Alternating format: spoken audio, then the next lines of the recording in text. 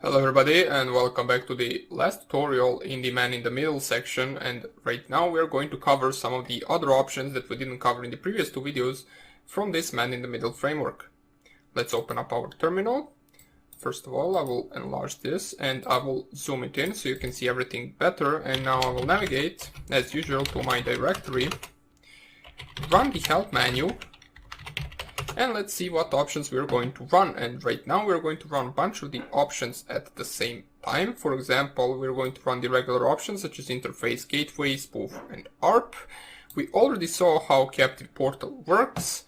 We already saw how screenshotting works, and right now let's test some of the other actual options that we have right here. The first thing that we're going to add would be this enable SSL strip for partial HSTS bypass. This option right here allows us to load the plugin SSL strip, which enables us to actually be able to sniff some traffic and some passwords on some HTTPS websites that are running over SSL. Now, if the encryption that they are using is TLS, we will not be able to do that. So this only works for partial HTTPS websites, as it says right here.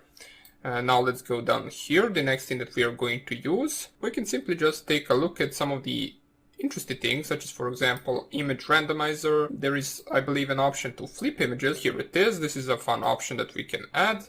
Upside down internet, it flips images 180 degrees. So we can try that just for fun. All the other options are not that necessary, and they are pretty much more detailed, such as, for example, load cookie file. We're not really going to bother with that at the moment. You have shell shock payload right here in order to test for the specific shell shock.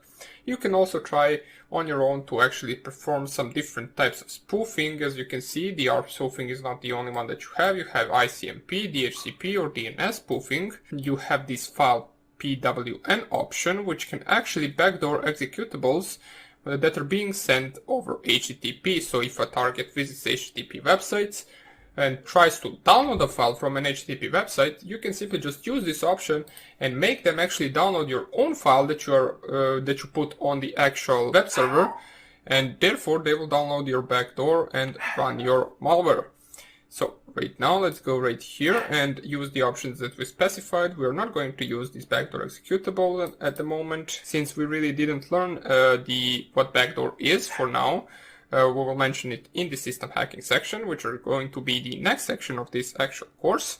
But for now on, let us run the actual options that we can. So first option is I for the ETH0, then the -- gateway for the actual gateway or router's IP. Then we can use spoof, then ARP. After it, we can use image randomizer just for fun. So let me see where that option is and how do we specify it. So right here, it is called upside down internet. So let me just copy this so I don't have to type it, and we will see if it even works. It might not even work. So here it is. And we are going to use the HSTS. So we want to roll the actual SSL strip plugin into our actual man in the middle attack. So we can actually bypass some type of the SSL encryption. So you have other options right here, such as HTA drive-by, as it says right here, performs HTA drive-by attacks on client. You can load that plugin and see what it does. You have SMB trap right here, exploits the SMB trap vulnerability on connected clients. There are a bunch of different options right here, which we are not going to cover all of them. We are only going to take a look at some of them, and these are the ones. So let us just run this attack right here. Yeah, it is 2 dashes, so -- HSTS. Now it should be good to go. It loaded all of the available plugins, and right now let's see, once we open up the website, let us see whether it will flip the images upside down. So press your enter. As we can see right here, we can see that we visited this website. Now if we open it up, we can see that this image is actually flipped. So if you take a look at some of the previous videos, you will notice that this image was actually turned around. You can see all of this is actually turned around, as the actual letters are upside down. The images are upside down, as we can see right here.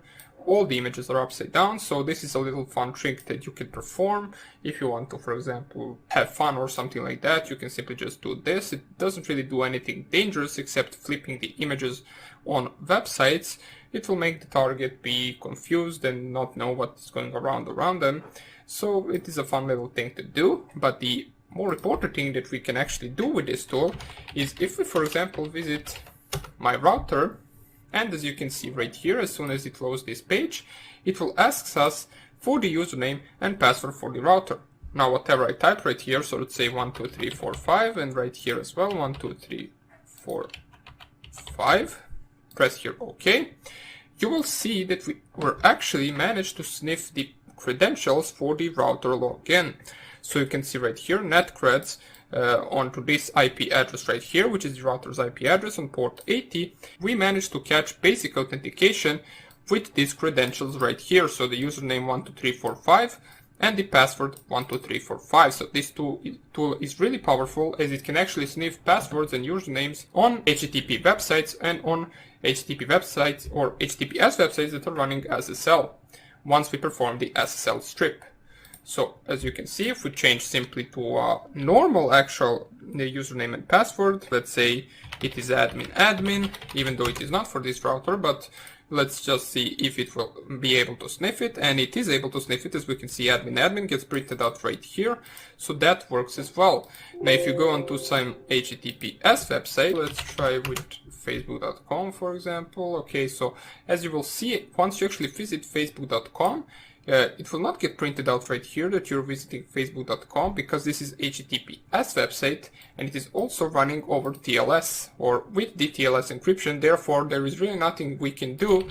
Once you actually input the username and password right here, it will not get printed out right here because it didn't manage to actually capture it. Now, once we go to the, for example, now even though you can't really understand this, I'm going to some actual login page. And we can see right here that even though this is HTTPS, it will still not be able to actually sniff this because this is not an HTTP website. Therefore, once you input this, you will not get inputted anything right here. Same goes for any other login page that actually runs over HTTPS. As you can see, as long as you have this lock right here, it means that it is protected by some type of encryption, and therefore we really can get this, or you really can get the username and password outputted right here because it is all encrypted. Unlike on our router, which we already saw, as soon as you actually type something, it will actually get printed out right here and you will be able to sniff it. It goes for any HTTP websites, and we did manage to catch something. So even though this is an HTTP website, as soon as we actually wrote something, it managed to actually capture it, and it actually printed out right here on our screen. It wasn't a username and password, but it was some kind of a comment that we were able to catch, and it actually wrote it right here on our screen. So the most important thing that you should remember is that it can actually perform any type of the attack on an HTTP website, but on an HTTPS website with a powerful encryption, such as for example Facebook, it will not be able to sniff any type of credentials. Basically, that would be about it for this type of the attack, for the man-in-the-middle attack. And in the next section, what we're going to do is we're going to actually start with the system hacking using Metasploit framework tool, hacking different types of machines, and creating backdoors. So hope you enjoyed this tutorial, and I hope I will see you in the next one. Bye.